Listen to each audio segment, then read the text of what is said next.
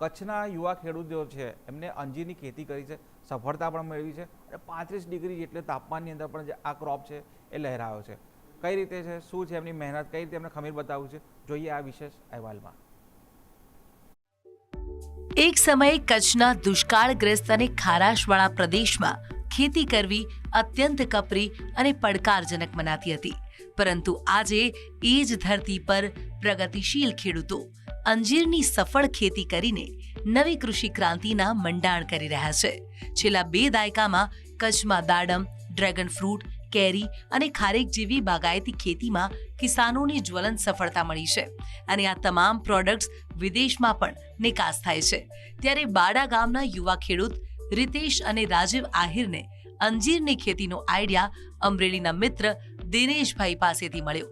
અગાઉ ઘણા ખેડૂતોએ પ્રયાસ કર્યા પણ સાતત્ય જાળવી ન શક્યા. ત્યારે આ પાકમાં ચોક્કસ સફળતા મળશે તેવા દ્રઢ વિશ્વાસ સાથે તેમણે 5 એકરમાં વાવેતર કર્યું, જેમાં 1 એકરમાં 725 રોપા વાવ્યા છે. કચ્છ માટે આ પાક ભવિષ્યમાં વરદાન રૂપ સાબિત થશે, કારણ કે તે પાણીની અછત અને 50 ડિગ્રી તાપમાનમાં પણ ખૂબ જ સારી રીતે ટકી શકે છે.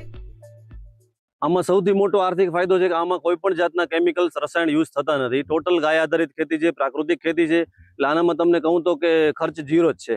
તમારે ગાયો લેવી પડે, ગાયોમાં જે કાંઈ બી છે આપણા ખાતરો, જીવામૃત છે, એ બધું તમે બનાવી નાનામાં ઇમ્પ્લિમેન્ટ આપો છો તો એ સારામાં સારું રિઝલ્ટ આપશે અને બીજો કોઈ આનામાં અધર ખર્ચો આવતો નથી. અને વર્ષમાં આમાં 2 વાર ફાલ આવે છે. એમાં તમે 1 થી 3 કિલો પહેલા વર્ષે લેશો, પછી 3 થી 7 કિલો થશે, એવી રીતે હાઈએસ્ટ 25 kg સુધી જશે અને 30 થી 35 વર્ષ આ છોડની આયુષ્ય છે. કચ્છમાં અત્યાર સુધી કોઈ ખેડૂતોએ અંજીરના પાકને આટલી ગંભીરતાથી લઈને ખેતી કરી નથી. ત્યારે આહિર ખેડૂત પરિવારે આ અંજીરના પાક દ્વારા આર્થિક ફાયદાની સાથે સાથે શ્રેષ્ઠ ગુણવત્તાના અંજીર લોકો સુધી પહોંચાડવાનો સરાહનીય પ્રયાસ કર્યો છે.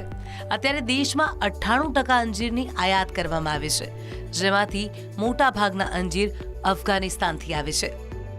પ્રોડક્શનની વાત કરીએ તો પહેલા જ વર્ષે અમને 2 થી 8 કિલોનું પ્રોડક્શન આવ્યું છે, જેની અંદરથી અમે 95% તો તાજા અંજીર જ અમે બધાને મોકલાવ્યા છે. બધા જ અમારા કસ્ટમરોને ખવડાવ્યા છે.